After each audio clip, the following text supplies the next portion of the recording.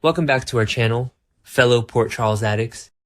Today is a beautiful day to dive deep into the latest drama, and we have so much to unpack regarding our favorite rising star. Grab your coffee and let's get right into it. The spotlight blares, the crowd roars, and just as the ultimate victory is snatched from the jaws of defeat, a shadow falls over the stage. Trina Robinson is standing at the absolute pinnacle of her dreams, but the seismic shift in her momentum is about to collide with a terrifying, impossible choice. Who do you trust when the eyes watching you in the dark belong to someone you thought you knew? I cannot believe they are doing this to Trina right now. I mean, seriously. Can we talk about this? I am sitting here typing furiously late at night because I am just so incredibly frustrated and honestly a little bit terrified for her. We have watched this girl go through absolute hell and back over the last year. Between her parents' never-ending toxic drama, the constant anxiety of Curtis facing a literal prison sentence, and Portia's incredibly traumatic sudden labor, Trina has been carrying the weight of the entire world on her shoulders. She has been the strong one, the mature one, the one who sets boundaries and tries to keep her head above water, while everyone around her is drowning in their own chaotic messes. And now, just when she finally gets a win, just when she finally catches her breath, they throw a stalker at her? I am so mad, but I am also completely hooked, because this storyline is already giving me major chills. Let's just rewind for a second and look at everything Trina has been dealing with. She has been so overstressed, it is an absolute miracle she hasn't completely cracked under the pressure. Her family dynamic is a total disaster right now. Curtis is facing this massive legal battle with Isaiah, and Trina officially had to distance herself just to protect her own peace. That takes so much emotional strength. And then Portia goes into labor under the most insane dramatic circumstances ever, and suddenly Trina is a big sister to baby Desmond. That is a huge life change. Plus, she has been dealing with all the fallout from Jocelyn's massive WSB secret. The tension between those two best friends was so thick you could cut it with a knife, but they finally made amends. Trina was finally getting her life back on. She was finally focusing on herself and her art and her future.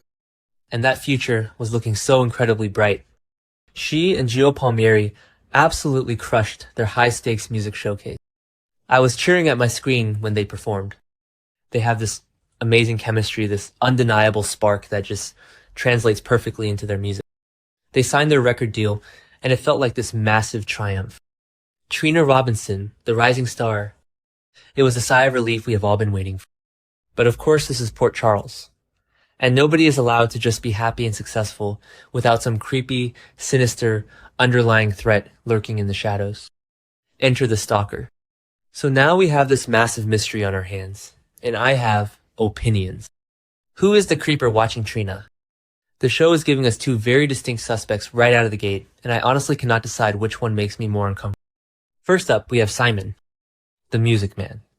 The sleazy, slick producer who is suddenly way too interested in Trina's career. And not just her career, but her solo career. Why is he trying to separate her from Gio? They signed the deal as a duo. Gio is the one who helped her through her massive panic attack right before the showcase. They are a team. But Simon swoops in with his greasy charm and wants Trina all to himself. Am I the only one who is getting major, massive Link Brown vibes from this Simon guy? Because I swear, the second he started talking to Trina, my skin started crawling. I've been watching the show since 2015, and remember when they tried this exact same dynamic with Brooklyn and Link? Yeah. Didn't work out so well for Link in the end, did it? Link was the absolute worst. He used his power in the music industry to manipulate, control, and harass the women he worked with. He isolated them, made them feel like they owed him everything, and then abused that power in the most disgusting ways possible. Wait, I'm getting ahead of myself and going off on a total tangent about how much I hated Link. Okay, back to the point. Simon is giving off those exact same red flags. He wants Trina to ditch Gio. Why? Is it really because he thinks she has more potential as a solo artist? Or is it because Gio is a protective barrier? Gio is a good guy. He pays attention. If Simon wants to get close to Trina, if he wants to isolate her and control her, he needs Gio out of the picture.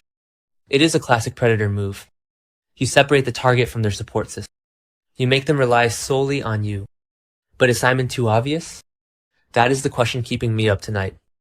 The sleazy music producer is such a common trope. It almost feels like a red herring.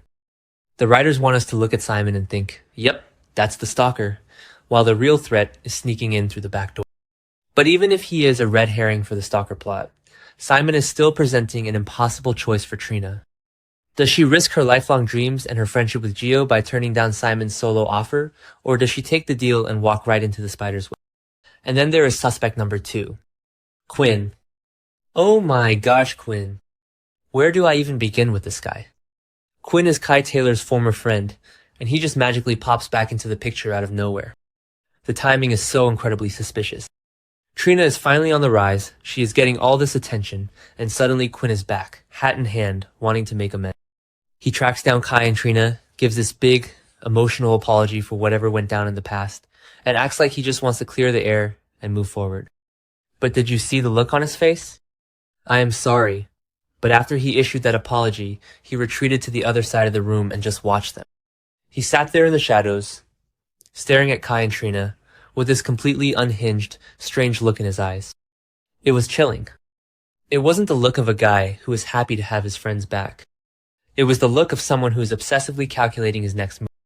It gave me full-body shivers just watching it play out on screen. The jealous best friend trope is real, and Quinn fits the bill perfectly. Think about it. Kai and Trina are getting closer. Trina is becoming famous. Quinn used to be Kai's friend, and now he is on the outside looking in. Is he jealous of Kai's relationship with Trina? Or is he obsessed with Trina himself? Maybe he sees Kai as an obstacle, just like Simon sees Gio as an obstacle. The parallels are actually kind of fascinating when you break it down. Both suspects want to isolate Trina from the men in her life who actually care about her. But again, I have to contradict myself here, because I am just spinning in circles trying to figure this out. Quinn feels obvious too. The guy staring creepily from the corner of the room? It is basically a neon sign flashing, stalker. General Hospital loves to play with our expectations. What if Quinn's strange look wasn't jealousy or obsession? What if he knows something about Simon? What if Quinn is actually trying to protect Kai and Trina from the real threat? No, I can't buy that. Quinn's vibe was way too sinister. He was looking at Trina like she was a prize to be won, not a person to be protected. Let's talk about how vulnerable Trina is right now. She might look like she has it all together, but she is emotionally exhausted. She just had to draw a hard line in the sand with her parents, telling Curtis and Portia that she needs less attention from them because their drama is too toxic. She is trying to protect her peace, but that also means she is pulling away from her family's support system. Yes, she has baby Desmond now, and she loves being a big sister, but that is also a huge emotional adjustment. She is trying to balance this new family dynamic while launching a massive music career. And her friendship with Jocelyn? Thank goodness they made amends, because Trina needs her best friend right now. But Jocelyn is wrapped up in her own insane WSB drama, getting shot at, dealing with Ross Cullum and Cassius Faison, and fighting with Carly about her career choice. Jocelyn is distracted. She isn't going to notice a stalker lurking in the background of Trina's life until it is too late. Trina is essentially standing on this massive, brightly lit stage, completely exposed, while everyone she loves is dealing with their own life or death situation. That is what makes this stalker plot so terrifying. The stalker, whether it is Simon, Quinn, or someone else entirely, has chosen the absolute perfect moment to strike. Trina's guard is down because she thinks the worst is behind her. She survived the Esme nightmare, she survived the Spencer tragedy, she survived her parents' implosion. She thinks she is finally safe to just be a normal 20-something pursuing her dreams. She has no idea that someone is watching her every move, cataloging her habits, and waiting for the perfect moment to isolate her. I am dreading this storyline. I really am, because I just want Trina to be happy. I want her to sing with Gio, hang out with Kai, cuddle baby Desmond, and live her best life.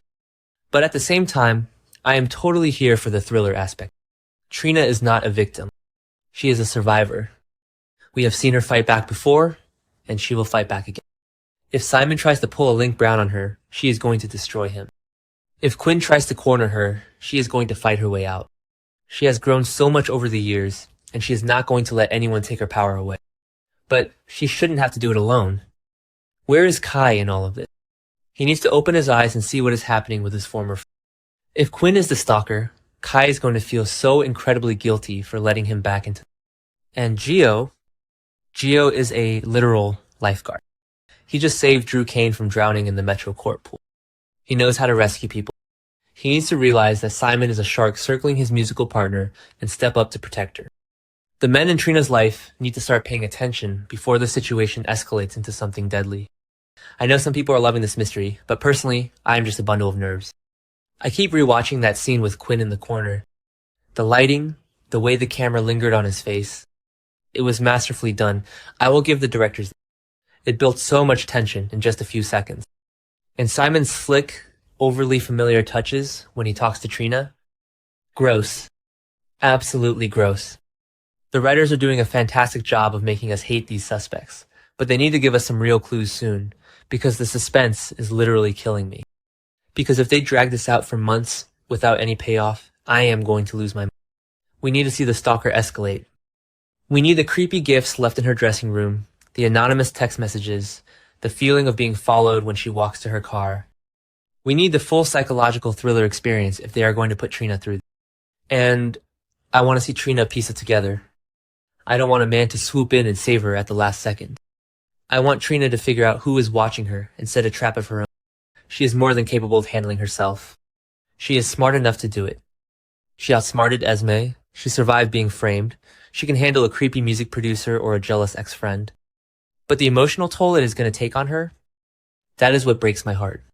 She is finally finding her voice, literally and figuratively, and someone is trying to silence her or control her. It is so unfair. But I guess that is why we watch, right? For the drama, the angst, and the ultimate triumph when our favorites finally win the day. So, I am strapping in for this wild ride. I am keeping my eyes peeled for any more strange looks from Quinn, and I am analyzing every single word that comes out of Simon's mouth. Trina Robinson is a star, and no stalker is going to dim her light. But the road ahead is going to be incredibly dark, and I just hope she realizes she is being hunted before the trap snaps shut. We are all rooting for you, Trina. Now, let's see how this nightmare unfolds. Will Trina discover the sinister truth before the stalker isolates her completely, or is she walking blindly into a devastating trap?